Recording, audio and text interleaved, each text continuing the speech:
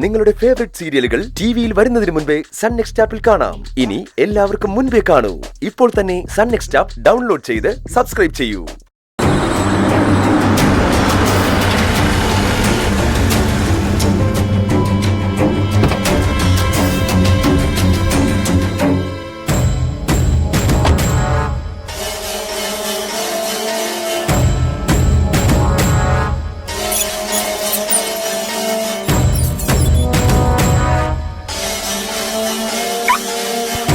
എന്റെ അമ്പിളി, നീ ഇങ്ങനെ മിഴിച്ചു നിൽക്കുന്ന നേരത്ത് ആ ഗേറ്റ് നടച്ചൂടെ?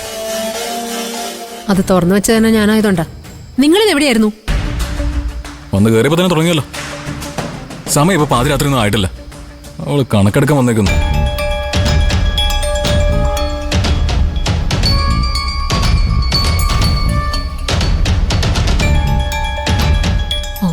ആയിട്ടില്ല പോലും.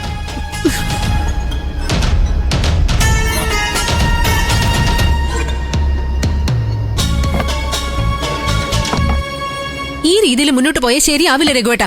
നാളെ മുതലേ ഞാനും രഘുവേട്ടന്റെ കൂടെ വരും. എന്നെ രഘുവേട്ടനൊപ്പം കമ്പനിയിൽ കൊണ്ടുപോയേ പറ്റൂ. എന്തിനാ? അവിടെ എനിക്ക് സ്വയം തരാതിരിക്കാനാണോ? ഈ വീട്ടിൽ നിന്ന് ഇറങ്ങി പോകുമ്പോഴാ ആകെ മനുഷ്യനൊരു സ്വസ്ഥത. ഓ, ഈ വീടിനെ കുറ്റം പറയണ്ട. എന്റെ അടുത്തുനിന്ന് പോകുമ്പോഴാ സ്വസ്ഥത എന്ന് പറഞ്ഞാ മതി. അതേടി, ഇപ്പൊ അങ്ങനെ ആയിട്ടുണ്ട്. ഞാൻ ജോലി കഴിഞ്ഞ് വരാൻ കാത്തു നിൽക്കല്ലേ നീ മനുഷ്യന്റെ സ്വസ്ഥത എടുത്താൻ?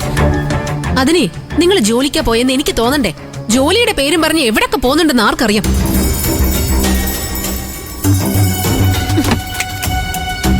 ഇന്ന് നിങ്ങൾ കമ്പനിയിൽ നിന്ന് എപ്പോ ഇറങ്ങി നോക്കി എനിക്കറിയാം.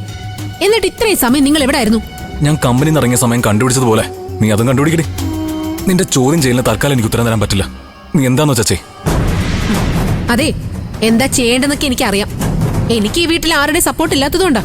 എല്ലാരും നിങ്ങളെ സംരക്ഷിക്കാൻ നോക്കല്ലേ? അല്ലെങ്കിൽ എപ്പോഴേ ഞാൻ നിങ്ങളുടെ ചുറ്റിക്കളി കണ്ടുപിടിച്ചേനെ. എന്നെ സംരക്ഷിക്കാൻ നോക്കുന്നത് എന്നോടുള്ള വിശ്വാസം കൊണ്ടാടി. നിന്നെ പോലെയല്ല, അവർക്കെന്നെ അറിയാം. അതെ, നിങ്ങളെ അറിയാം. നിങ്ങളുടെ സ്വഭാവം വെച്ച് ഞാൻ പലതും കണ്ടുപിടിക്കുമെന്നും അതോടെ എല്ലാം തീരുമെന്നും ഇവിടെ എല്ലാവർക്കും അറിയാം. അതുകൊണ്ടാ എന്റെ കണ്ണു മൂടിക്കെട്ടാൻ എല്ലാവരും ശ്രമിക്കുന്നത്. പക്ഷേ അമ്പിളി അങ്ങനെ വിട്ടുതരുമെന്ന് നിങ്ങൾ കരുതണ്ട. എന്റെ ഒറ്റ മിടുക്കൊണ്ടാ നിങ്ങൾ ഈ നിലയിൽ എത്തിയതെന്ന് മാത്രം ഓർത്താ മതി.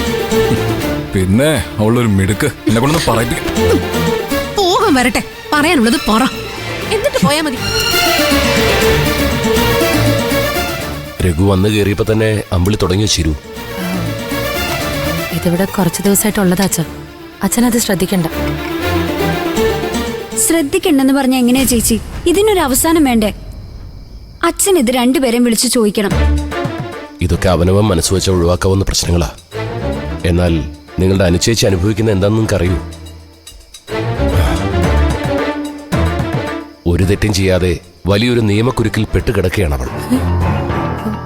ഫുഡ് പോയ്സൺ ഉണ്ടായതിന്റെ പേരില് അനുചേച്ചിക്ക് തെരഞ്ഞെടുപ്പിൽ മത്സരിക്കാൻ പറ്റില്ലെന്നല്ലേ ഉള്ളൂ. വേറെന്തെങ്കിലും പ്രശ്നമുണ്ടോ? ഉവ്വ്, ആഹാരത്തിൽ വിഷം കലർത്തിയത് അനുമോളാണെന്ന തരത്തിൽ പോലീസ് തെളിവുണ്ടാക്കിയിരിക്കുക.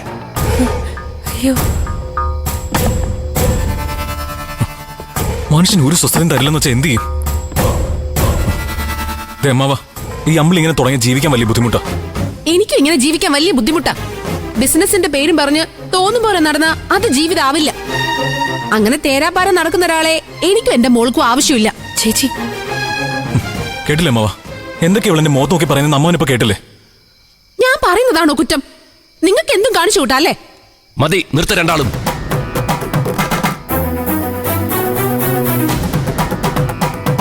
നിങ്ങൾക്ക് രണ്ടാൾക്കും വഴക്കിടാനുള്ള സ്ഥലം ഇതല്ല. ഇത് അനുവിന്റെ വീടാ. ഇവിടെ കുറച്ച് സ്വസ്ഥത വേണം. നിങ്ങൾക്ക് വഴക്കിട്ടേ ജീവിക്കാൻ പറ്റുമെന്നുണ്ടെങ്കിൽ പഞ്ചരത്നത്തിലേക്ക് വെക്കോ. അതല്ലെങ്കിൽ സ്വന്തമായി വേറൊരു ഇടം കണ്ടെത്ത്.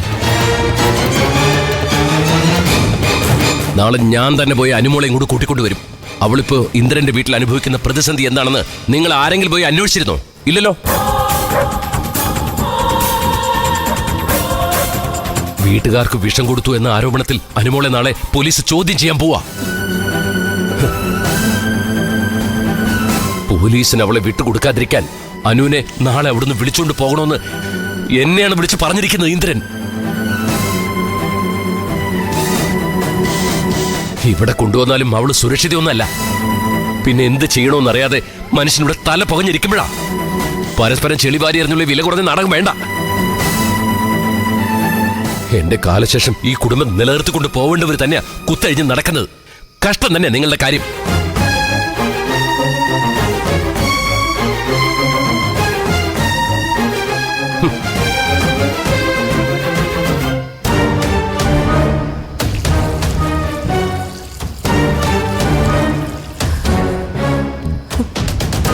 എന്തിനാ നിർത്തിയത്? അച്ഛാ,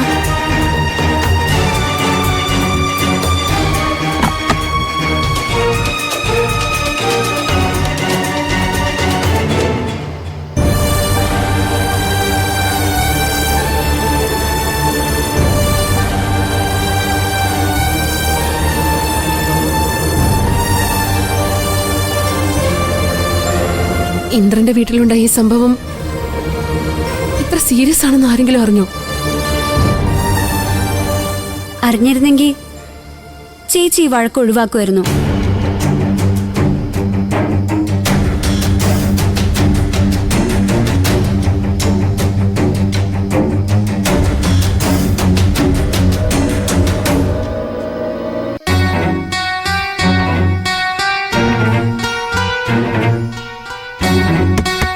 അമ്മോ, അമ്മോ,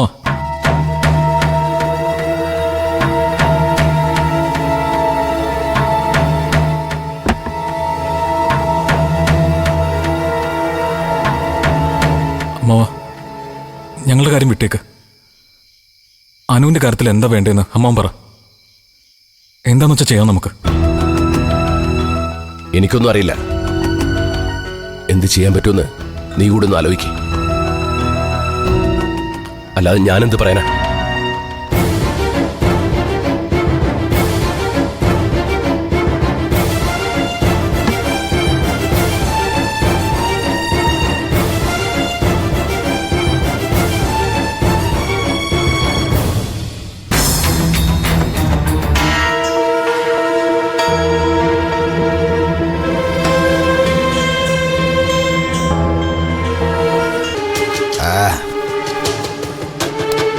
ഒന്ന് പതുക്കെ ചെയ്യും. ഇരിക്കടാ അവിടെ.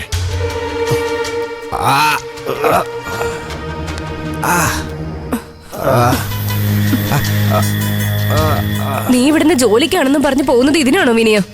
നിനക്ക് മറ്റുള്ളവരുടെ കാര്യം അന്വേഷിച്ച് നടക്കാതെ ഇനിയെങ്കിലും സ്വന്തം കാര്യം നോക്കി ജീവിച്ചൂടെ? ഞാൻ എന്റെ കാര്യം നോക്കി തന്നെയാമേ ജീവിക്കുന്നത്. ചില കാര്യങ്ങളൊക്കെ വെളിച്ചത്തോണ്ട് വന്നാലേ എനിക്കിവിടെ നിലനിൽക്കാൻ പറ്റും.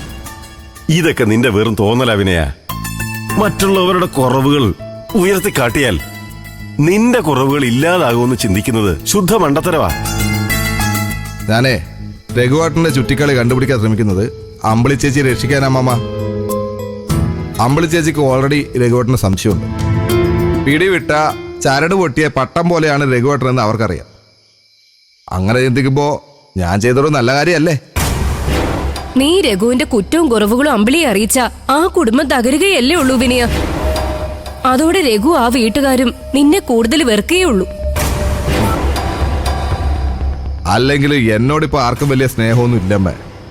ഞാൻ എന്ത് നല്ല കാര്യം ചെയ്താലും ആരും എന്നെ അംഗീകരിക്കാനും പോകുന്നുണ്ട്. അപ്പൊ പിന്നെ എന്നേക്കാൾ വലിയ കുഴപ്പക്കാരാണ് എന്നെ അകറ്റി നിർത്തുന്നതെന്ന് ഞാൻ കാട്ടിക്കൊടുക്കണ്ടേ?